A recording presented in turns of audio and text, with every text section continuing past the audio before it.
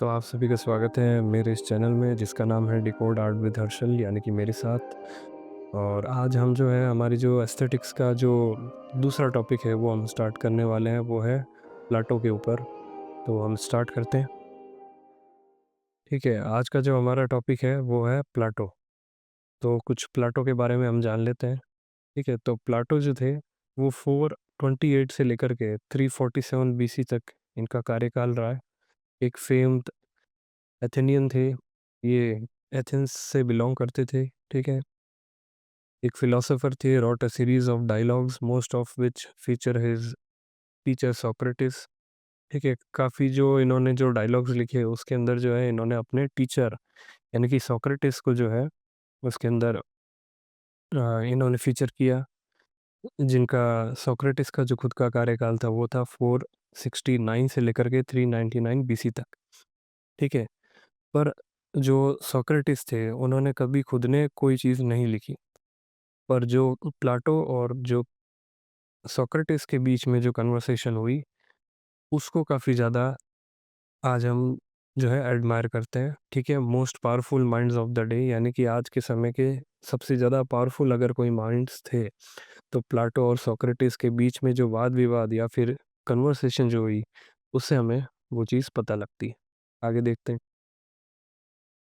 अब प्लाटो जो थे वो स्टूडेंट थे सोक्रेटिस के, जिन्होंने एक्सटेंसिवली बहुत ज़्यादा, ठीक है, बहुत ज़्यादा मात्रा के अंदर आर्ट, ब्यूटी और एस्थेटिक्स पर इन्होंने लिखा। ठीक है, स्पेशली इन हिज डायलॉग्स, जो कि इनकी जो बुक थी प्लाटो की वो थी रिपब्लिक, आयन, फेड्रस एंड सिम्पोजियम। ठीक है, ये सारी इनकी एक तरीके से डायलॉग्स है, आज के समय में वो बुक्स हैं। ठीक है, तो his aesthetics theory deeply philosophical and moral. ठीक है, उनकी जो एस्थेटिक थ्योरी है वो बहुत ज़्यादा दर्शनात्मक है, ठीक है, डीपली फिलोसॉफिकल है एंड मॉरल है यानी कि नैतिक है। Rooted in his theory of forms, जो किसमें रूटेड है वो है थ्योरी ऑफ फॉर्म्स के अंदर। अब ये जो फॉर्म्स, जो प्लाटो जो शब्द यूज़ कर रहे हैं फॉर्म्स का, ठीक है, उसका क्या मतलब है, क्या मीनिंग है, वो है आइडियाज़। ठीक है, तो जब भी आगे हम देखेंगे कि फॉर्म्स नाम आ रहा है, ठीक है, जो वर्ड ये जो बार बार यूज़ किया जा रहा है तो उसका मतलब आप आइडिया समझना, विचार समझना। ठीक है, आगे देखते हैं। सो ये क्या कहते थे, the form of beauty according to Plato, कि उनके अकॉर्डिंग सुंदरता क्या है। ठीक है, तो उन्होंने कहा कि true beauty is an abstract eternal form, कि उन्होंने कहा कि जो ट्रू ब्यूटी है वो एक अमूर्त एटर्नल फॉर्म है, यानी कि ऑल परवेडिंग फॉर्म है। ठीक है, और वो अमूर्त है। ठीक है, उसकी कोई भी फॉर्म नहीं है, कोई भी स्ट्रक्चर नहीं है। ठीक है, नॉट डिपेंडेंट ऑन ऑब्जेक्ट्स, वो किसी भी वस्तु में डिपेंडेंट भी नहीं है। सेंसरी ब्यूटी यानी कि faces, object, nature is only a reflection of the ideal. अब ये जिसको आइडियल कह रहे हैं वो कौन है?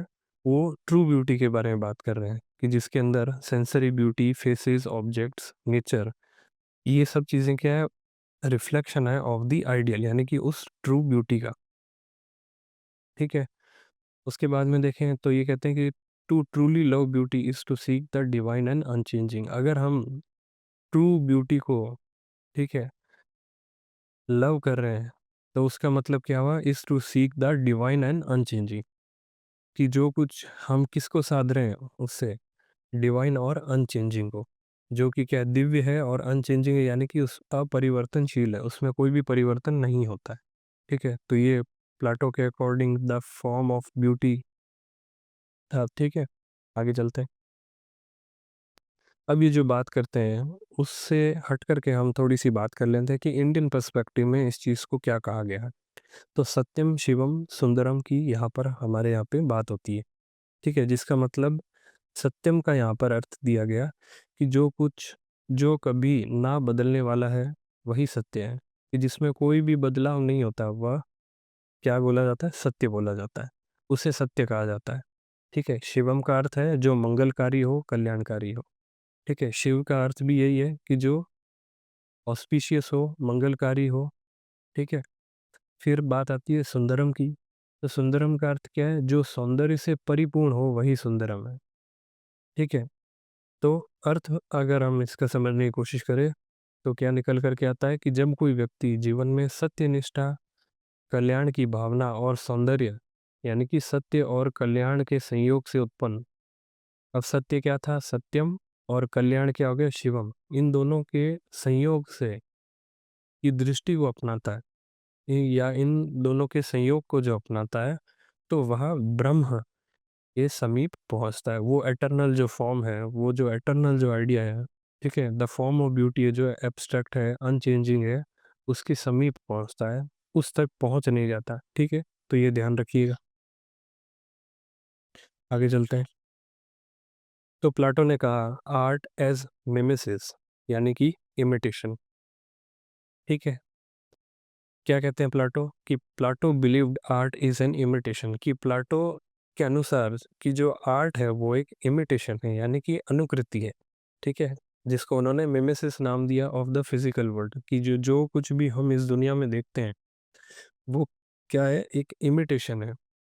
ठीक है, अगर कोई आर्टिस्ट इस दुनिया को देख करके कोई भी कलाकृति बनाता है, कोई भी आर्ट वर्क बनाता है, तो वो एक तरीके से क्या है? इमिटेशन।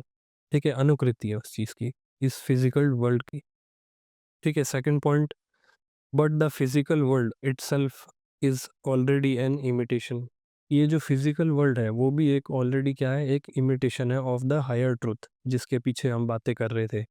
ठीक है, वो आइडियल ब्यूटी की, वो एब्स्ट्रैक्ट फॉर्म की। ठीक है, of the ideal world of forms, देखो ये बात आएगी। ठीक है, तो थर्ड क्या कहता है? So art is a copy of a copy, कि जो कला है, जो आर्ट है, वो क्या है? अ कॉपी ऑफ अ कॉपी। ठीक है, अ copy of a coffee, copy का मतलब है, ठीक है, कॉफी नहीं कह रहा, तो उसका मतलब है कि अ कॉपी, जो लास्ट में जो ये दो वर्ड यूज़ किए गए हैं, उसका क्या मतलब है? वो फिजिकल वर्ल्ड से रिलेटेड है। ठीक है, अ कॉपी ऑफ अ कॉपी। ठीक है, उस फिजिकल वर्ल्ड का भी जब हम कलाकृति के रूप में, आर्ट वर्क के रूप में जब अब एक और कॉपी बना देते हैं, तो वो अ कॉपी ऑफ अ कॉपी हो जाता है। ठीक है, फिर वो क्या कहते हैं? And therefore far removed from truth, कि जब हम अ कॉपी ऑफ अ कॉपी बनाते हैं, तो क्या हो जाते हैं? हम सच्चाई से, यानी कि सत्य से बहुत दूर हो जाते हैं, काफ़ी दूर हो जाते हैं, या फिर रिमूव ही हो जाते हैं उस चीज़ से। ठीक है, आगे बढ़ते हैं। अब एक एग्जांपल, अब जैसे मान लीजिए कि जेठालाल है, ठीक है, वो बबीता जी के बारे में सोचता है। तो अकॉर्डिंग टू प्लाटो रियलिटी क्या है? The idea of Babita ji. ठीक है, जो एक परफेक्ट फॉर्म है, आइडिया, फॉर्म। ठीक है, जैसे मैंने पीछे बताया था आपको कि फॉर्म जब भी वर्ड यूज़ होगा तो दैट मीन्स उसका ना, उसका जो मीनिंग होगा वो होगा आइडिया। तो पहले क्या हुआ कि Babita ji as an idea के रूप में थी हमारे मन के अंदर। ठीक है, हमारे तो नहीं, जेठालाल जी के मन में। ठीक है, दूसरी बात, Babita ji in human form, जब बबीता जी आइडिया से ह्यूमन फॉर्म में आई, तो ये क्या बन गया? अ कॉपी ऑफ द आइडिया। फिर जब हमने उस ह्यूमन फॉर्म की, जो कि बबीता जी है, ठीक है, उसकी पेंटिंग बनाई, तो वो क्या बन गई? A copy of the copy, अनुकृति की अनुकृति। ठीक है, तो ये सिंपलेस्ट फॉर्म है, आपको समझने के लिए, आपको याद रहे, इस हिसाब से ये एग्जाम्पल लिया गया है। ठीक है, आगे चलते हैं। अब प्लाटो कहते हैं कि art appeals to emotion not reason. ठीक है, जो आर्ट जो है वो अपील करता है टू इमोशन, ना कि रीज़न से। रीज़न यानी कि रैशनैलिटी से, ठीक है, लॉजिक से। ये ज़्यादा इमोशंस के साथ ही ज़्यादा अपील करता है। तो इनकी जो बुक थी, in the book the Republic, Plato argues that poetry, painting and drama stir up emotions like sorrow, anger and desire.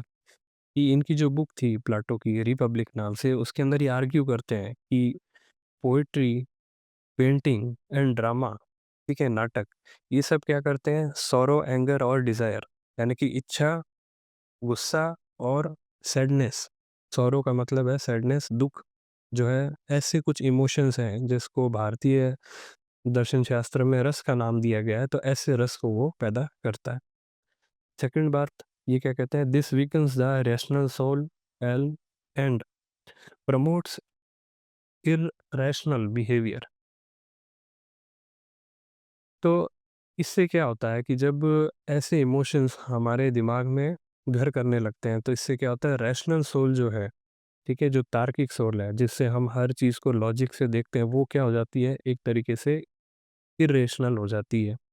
और उससे क्या होता है, इर्रेशनल होने की वजह से इर्रेशनल बिहेवियर भी हो जाता है, कि हम बिना सोचे कोई काम कर देते हैं, या हम कोई भी मूवी देखने जाते हैं मान लीजिए, तो हम कोई रोने-धोने वाला सीन देखेंगे तो हम भी रोने लग जाएँगे। तो हमने क्या कर लिया, उससे तादात्म्य कर लिया, ठीक है? उससे हमने रिलेट कर लिया, ठीक है? जैसे हम मैंने पहले एस्थेटिक्स में बात की थी कि इमोशनल रेजोनेंस की बात की थी, तो वही सेम चीज़ यहाँ पर भी हमें देखने को मिलती है। ठीक है, थर्ड पॉइंट कहता है specially dangerous in the case of tragedy and epic poetry, कि ये स्पेशली डेंजरस है कि जब कोई ऐसा केस आता है ट्रेजेडी का या एपिक पोएट्री का, जैसे रामायण, महाभारत, ऐसी बड़ी-बड़ी चीज़ों का, व्हिच ग्लोरीफाई ह्यूमन सफरिंग और फ्लॉस, जिसमें क्या होता है, ग्लोरीफाई किया जाता है, उसको बहुत बढ़ा-चढ़ा करके दिखाया जाता है ह्यूमन सफरिंग को या फिर उसके फ्लॉस को, यानी कि उसकी जो नाकामियाँ हैं उनको। ठीक है, तो आगे चलते हैं। पर उससे पहले conclusion, art is psychologically and morally corrupting, ये अकॉर्डिंग टू द प्लाटो है। तो वो क्या कहते हैं, आर्ट इज साइकोलॉजिकली यानी कि मनोवैज्ञानिक रूप से, और मॉरली यानी कि नैतिक रूप से करप्टिंग है, ठीक है? करप्ट कर देता है, स्पेशली फॉर द यूथ, कि जब यूथ इस इन चीज़ों को देखता है तो वो मनोवैज्ञानिक रूप से और नैतिक रूप से क्या हो जाता है, एक तरीके से करप्ट हो जाता है। ठीक है, आगे बढ़ते हैं। अब हम बात करते हैं censorship of art in the ideal state. ठीक है, तो प्लाटो क्या कहते हैं, प्लाटो फेमसली सजेस्टेड इन रिपब्लिक, कि जो उनकी जो बुक थी रिपब्लिक, उसके अंदर उन्होंने बहुत अच्छे से बताया कि the poet and the artist should be banned from the ideal state, कि जो पोइट और आर्टिस्ट है उनको क्या कर देना चाहिए, बैन कर देना चाहिए फ्रॉम द आइडियल स्टेट। ठीक है, unless they serve moral and rational purpose, कि जब तक वो मॉरल और जो रैशनल पर्पस है उसको वो फुलफिल नहीं करते हैं, तब तक उन्हें क्या कर देना चाहिए, बैन कर देना चाहिए। तो उनका जो एक्चुअल कोटेशन था वो क्या था, we must banish the poet who are imitators, कि हमें उन पोइट्स को बैनिश कर देना चाहिए, यानी कि बैन कर देना चाहिए, जो कि इमिटेटर्स हैं, यानी कि जो अनुकृति करने वाले हैं। थर्ड वो कहते हैं ओनली डायडेक्टिक, यानी कि instructive, moral and rational art should be allowed. ठीक है, केवल इंस्ट्रक्टिव, जो कि हमें किसी चीज़ के बारे में शिक्षा दे, ठीक है, टीचिंग दे, मॉरल यानी कि नैतिक, और रैशनल आर्ट यानी कि जो है हमारा तार्किक जो आर्ट है, कला है, सिर्फ उसी को ही क्या कर देना चाहिए, अलाउ कर देना चाहिए। Art that support truth and the good life. ठीक है, वह आर्ट जो सपोर्ट करता है वो सत्य को, एंड द गुड लाइफ यानी कि जो अच्छी ज़िंदगी है उसको, सिर्फ उसी को ही क्या कर देना चाहिए, उसी को ही अलाउ कर देना चाहिए। अब हम बात करते हैं प्लाटो की जो थ्योरी थी ऑफ ब्यूटी, जो कि उन्होंने सिम्पोजियम और फेडरस जो बुक्स हैं उनमें वो लिखी है। तो वो कहते हैं कि इन सिम्पोजियम, यानी कि उनकी जो बुक थी symposium, Plato introduce the ladder of love, a step by step elevation toward the ultimate beauty. ये क्या थी, एक स्टेप बाय स्टेप एलिवेशन थी, यानी कि उठना हुआ, ठीक है, toward the beauty, ultimate beauty. ठीक है, अल्टीमेट ब्यूटी तक पहुंचने के लिए एक स्टेप बाय स्टेप एलिवेशन जो है यूज़ किया गया। ठीक है, प्लाटो द्वारा ये चीज़ इंट्रोड्यूस की गई, वो क्या थी, तो फर्स्ट चीज़ थी लव ऑफ वन बॉडी, यानी कि एक शरीर से प्यार करना। दूसरा है लव ऑफ ऑल बॉडीज, हर शरीर से प्यार करना। थर्ड थी लव ऑफ सोल, यानी कि हर आत्मा से प्यार करना। फोर्थ था love of laws and knowledge, यानी कि नियमों, कायदों और ज्ञान से, यानी कि नॉलेज से प्यार करना। और फिफ्थ जो उनका जो एलिवेशन था, जो स्टेप था, वो क्या था, लव ऑफ ब्यूटी इटसेल्फ, यानी कि उस एटर्नल ब्यूटी को लव करना। The form of beauty eternal and unchanging. ठीक है, वही बात आ गई कि the form of beauty eternal and unchanging, यानी कि जो अपरिवर्तनशील है, एटर्नल है, ठीक है, ऑल परवेडिंग है, हर चीज़ों के अंदर समाहित है, ठीक है, उस एब्स्ट्रैक्ट नेवर चेंजिंग ब्यूटी को लव करना। ठीक है, तो ये क्या कहते हैं Plato, he who sees the form of beauty will be able to give birth to the true virtue, कि जो उस फॉर्म ऑफ ब्यूटी को क्या करता है, देखता है, ठीक है? वो किसको बर्थ देता है, किसको पैदा करता है? ट्रू वर्च्यू को, यानी कि ट्रू गुण को। वर्च्यू का मतलब होता है गुण, ठीक है? आगे चलते हैं। अब जेठालाल जी कह रहे हैं कि मुझे चढ़नी है प्रेम की सीढ़ी, ठीक है? उनको भी ये step by step ladder of love चढ़ना है, ठीक है? तो इनको हटाते हैं। पर प्लाटो साहब यहाँ पर एक मॉडर्न गंजी बनियान पहने हुए भी आए हुए हैं। तो वो क्या कह रहे हैं? ब्यूटी इज़ नॉट सेंसुअल, कि कोई भी जो सुंदरता है वो सेंसुअल नहीं है, यानी कि सेंसेस से कनेक्टेड नहीं है, but a path to truth, यानी कि एक पाथ है, पाथवे है जिससे हम ट्रुथ को, गुडनेस को एंड इमॉर्टैलिटी यानी कि अमरता को जो है प्राप्त कर सकते हैं, ठीक है? तो ये थी आज की वीडियो। अगर आपको ये वीडियो अच्छी लगी हो तो आप प्लीज़ इस वीडियो को शेयर करें, ठीक है? और आपके जो फ्रेंड्स हैं उनको भी आप ये वीडियोस जो है शेयर कर सकते हैं, और आपको अगर ये वीडियो अच्छी लगी हो तो उसको लाइक करें, ठीक है? तो मिलते हैं नेक्स्ट वीडियो की तरफ।